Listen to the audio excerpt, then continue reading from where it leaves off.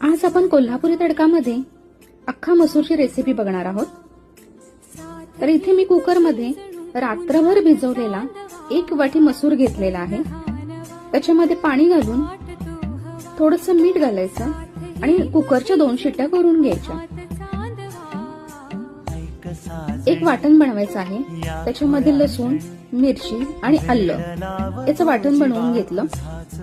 Pan मध्ये तेल घेऊन त्याच्यामध्ये जिरे घातलेले आहे आणि इथे 3 बारीक चिरलेला कांदा घेतलेला आहे। कांदा लालसर होईपर्यंत परतवायचा, याच्यासाठी कांदा भरपूर लागतो।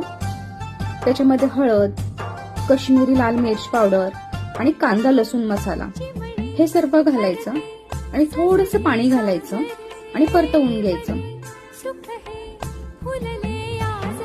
आणि शिजवलेला जो अख्खा मसूर आहे तो त्याच्यामध्ये घालून घ्यायचा।